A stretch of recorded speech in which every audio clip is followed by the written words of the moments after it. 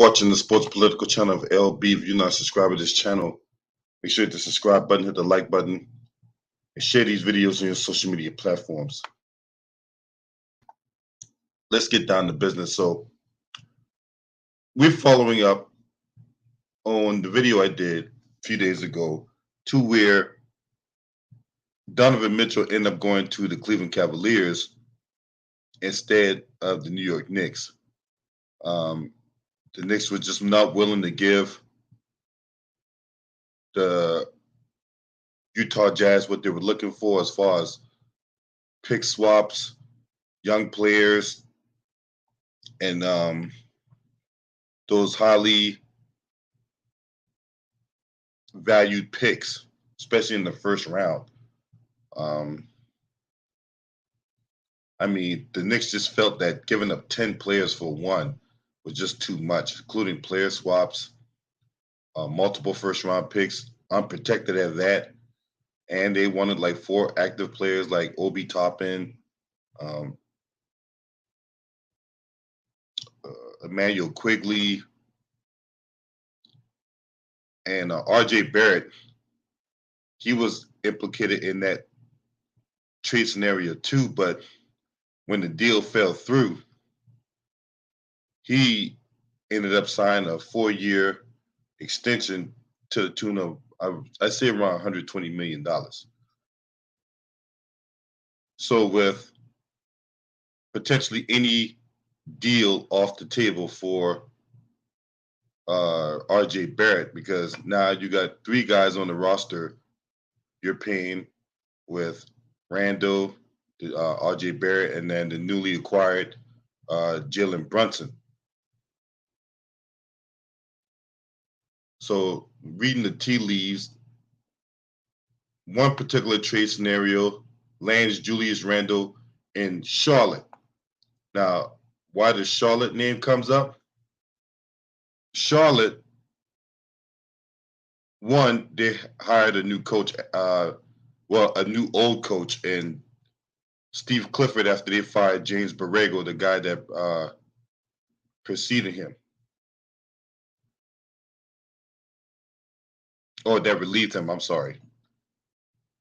So after 4 years, they let go of James Borrego, brought back Steve Clifford.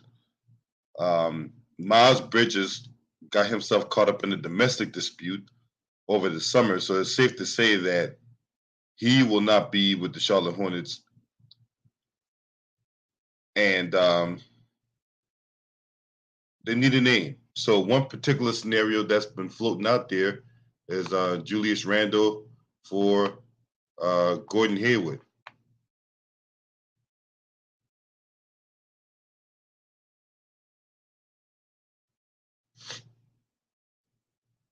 Now, Julius Randle was one name that initially came up in the trade talks for Utah. Utah was not interested in it. He had a stellar 2020 season, which he won Most Improved Player, but he regressed last year. No doubt that he regressed last year, especially shooting the 3. So the Knicks, in a player swap, they would get Gordon Hayward from the Hornets, and obviously the Knicks would send Julius Randle to Charlotte. The Knicks have an abundance of first-round picks, and if they wanted to start badly enough, they should be able to get one.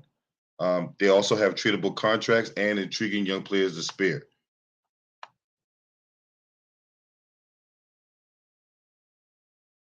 Knicks do have a big contract though, but that's nothing like, that's nothing to be like alarmed about, if that makes any sense. Another trade scenario that's been floating out there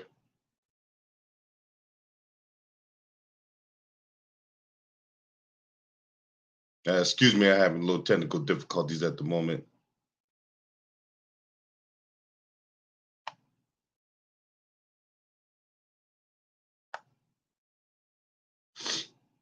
But why does this trade scenario make sense? Why does this make sense? That Julius Randle would possibly go to the Charlotte Hornets, right? Well, one, the Hornets need a big. Who on that team right now that's a big man that you can point to and be like, okay, that guy can get me a bucket? Now, one thing that has not alluded, one thing that has regressed, if you ask me, is his athleticism for Julius Randle. He still is skilled. He still can pass the ball, and he can also make plays. Like obviously, he won't be asked to do as much because they have point guards on that team like LaMelo Ball that can bring the ball up and dictate the offense and stuff like that, right? But we all know that Julius Randle can be a quality second option on the team. We know this. He cannot be a first option though. That's the thing. Julius Randle cannot be the first option on the team, but he would definitely be an unquestioned second option behind LaMelo Ball if Steve Clifford does this right.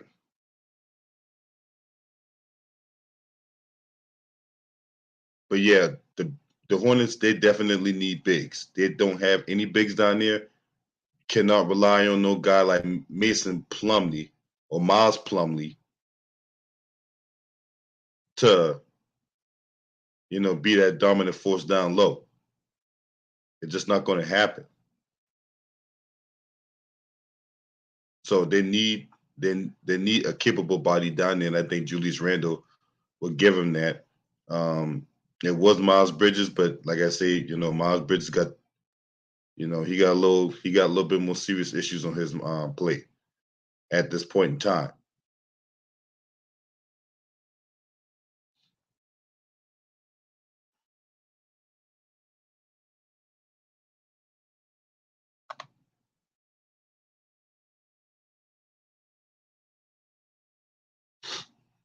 So they're gonna have to rely on the excuse excuse me. So they're gonna have to rely on Julius Randle a little bit more than they anticipated, considering that they ain't gonna have Miles Bridges no more. And then you also got um,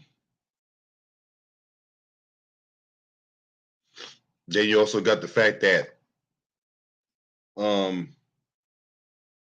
in getting rid of Julius Randle, that allows Obi Toppin to crack the starting lineup, a guy who has a lot of upside to him. That's why a lot of teams that they're making any kind of trade requests, that man's name is on the list, Obi Toppin, because he's shown that when he gets minutes, uh, he can produce. Now, the Knicks have not been to the NBA Finals since 1999, where they lost to the San Antonio Spurs. It has just been a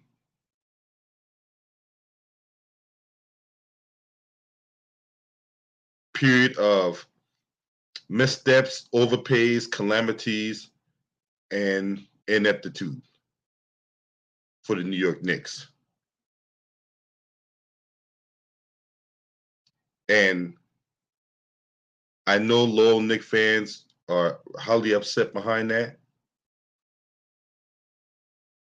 considering that they owner, James Dolan,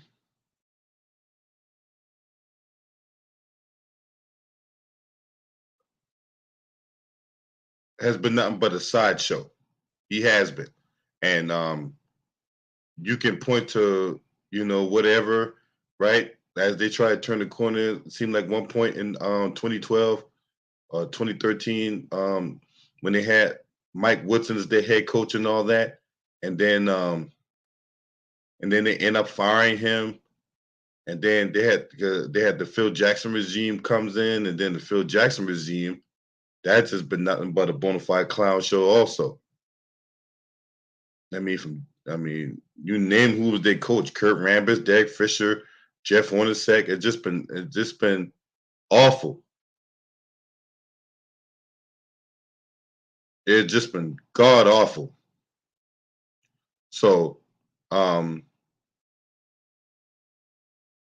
you factor all that into play, and considering that the overpay for Jalen Brunson, the inability to get Donovan Mitchell, um, Julius Randle being in trade talks and all that, and now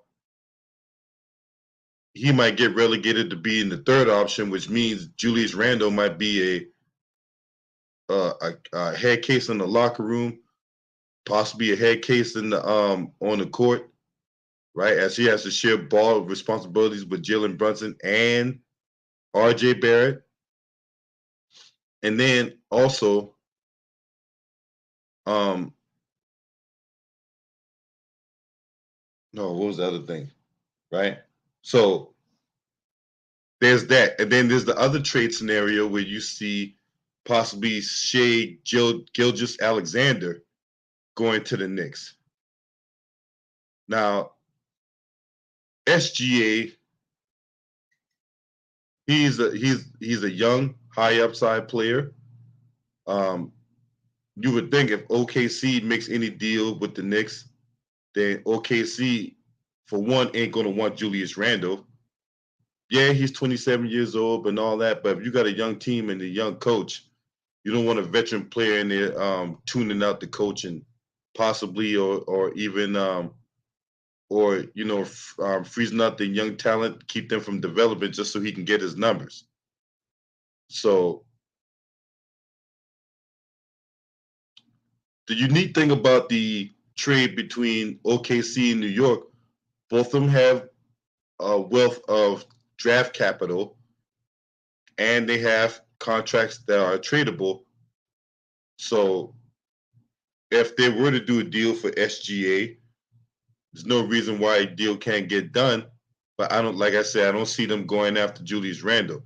I do, however, see them going after Obi Toppin. I'm gonna tell you right now, any trade scenario involving the Knicks is going to involve Obi Toppin. That name is going to be floated no matter what trade discussions that's out there right now. So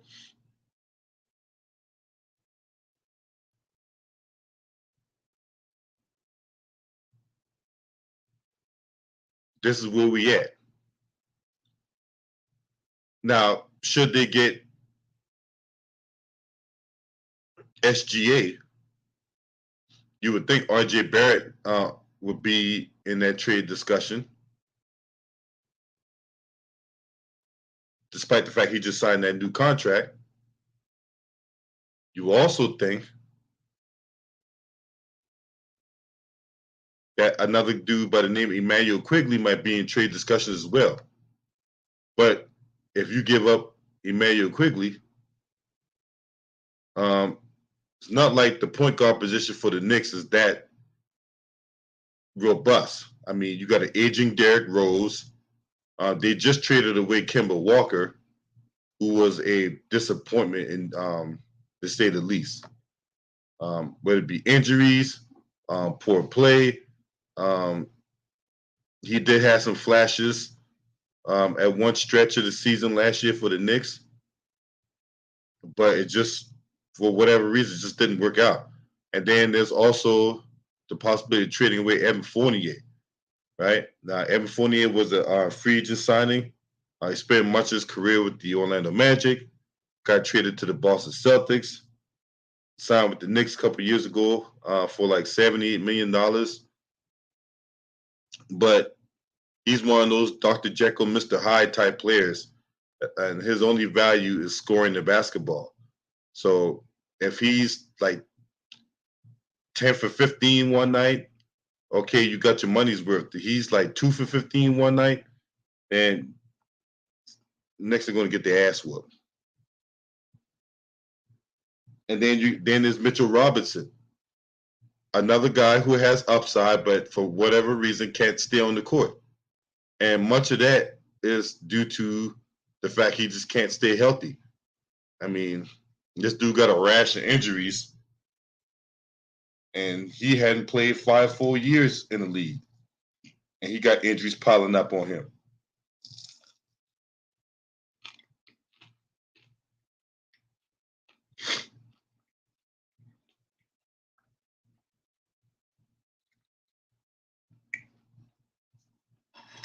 But going into the year, what's up, East Oakland Nano, Maximus Roti, Ty Brown, and Octavius TX May? Salute, bro. Salute to all y'all in the building tonight. Then you say, what you say? Let me see. Say if the next trade for SGA is probably going to be Toppin, Quigley, and Reddish. Yeah, I can see that. I can see that. Cam Reddish is a guy that, in my opinion, should have never left Duke when he did. I don't think he was ready then. And it's clear that the Knicks wasted their time, money, and draft capital. Well, they didn't really waste no draft capital. I think they did like a player swap. But anyway, the fact of the matter, because I think they sent Kevin Knox to the Hawks. That's what it was. They sent Kevin Knox to the Hawks for Cam Reddish, and Cam Reddish, he's just been, he's just not good.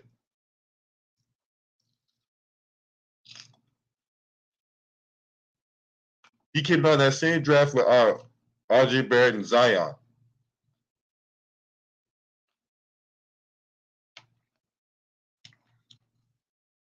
I just don't think he was ready.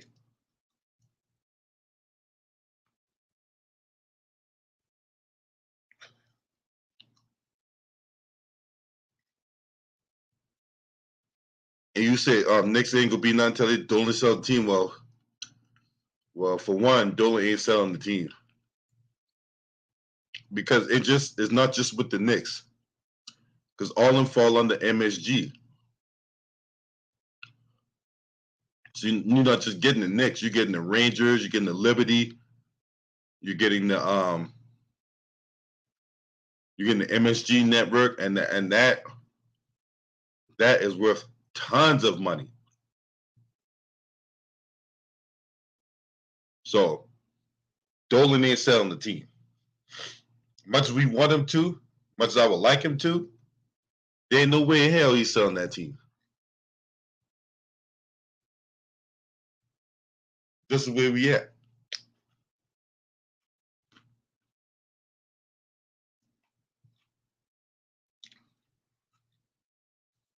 I just don't think this team is going to go anywhere. The East is loaded.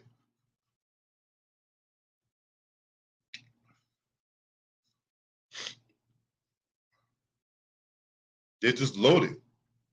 Considering that you got Miami, Philadelphia, the crosstown rivals of Brooklyn. If they'll get their act together, they'll be in it. Milwaukee, the defending Eastern Conference champion in Boston. You got to think Boston gotten better. You know, James Harden looking to redeem himself after that disappointing year he had in Philadelphia. So, you know, Giannis gonna be Giannis, you know, and they're gonna have Chris Middleton coming back. I mean, if anything, if the Knicks get their act together, maybe. I mean, then you got the Atlanta Hawks with that dynamic duo backcourt of DeJounte and Trae Young. You look at that scenario, and you just don't see how the Knicks. And then on top of that, too, you know, you got Tom Thibodeau, who just, I mean, the man just stuck in his ways for whatever reason. So you factor all that in, you just don't see how the New York Knicks get up in there. You don't.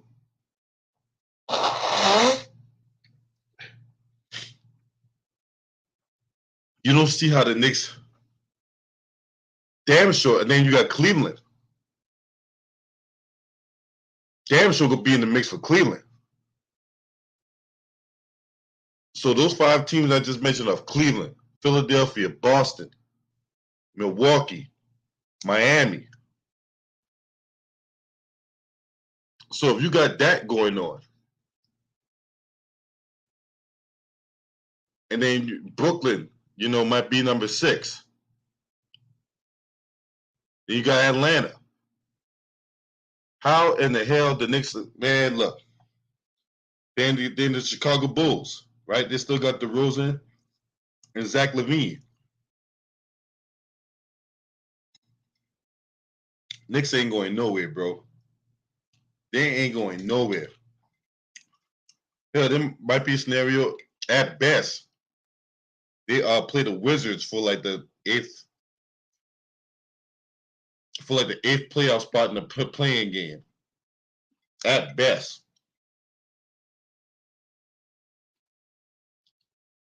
So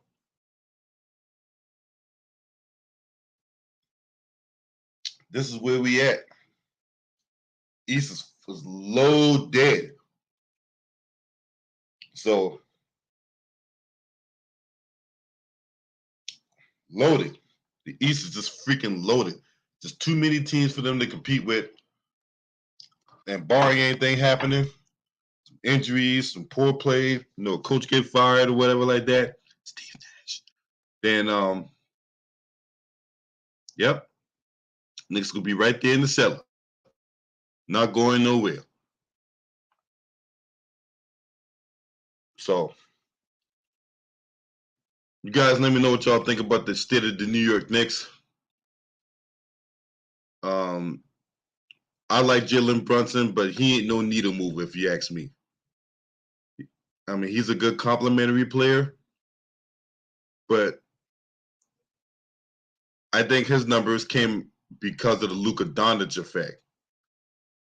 And Luka just commands so much, and Jalen Brunson is able to get his numbers that way. But you're going from a situation on the Dallas Mavericks where he was like the clear number 2 guy. Now you're asking him to be a potential 1. And that's not saying that he can't go out there and put up numbers. Yeah, he's capable of putting up numbers and stuff like that. But I just don't, like I said, I don't see him being that needle mover. I'm sorry. That's just me. Now, if you're not a subscriber to this channel, make sure you hit the subscribe button, hit the like button, share these videos on your social media platform. You say Detroit will be better than the Knicks. Wow. They got some good young pieces on there. Detroit do with Cade Cunningham and who's that player at Villanova? What the fuck was his name? Sadiq Bey. So they got a nice little dynamic duo with them two, Sadiq Bey and Cade Cunningham. So that they just might be better than the Knicks. We'll see. But anywho, shouts out to the LDBC, Lions Den basketball community. This your man. Scream at me. Oh!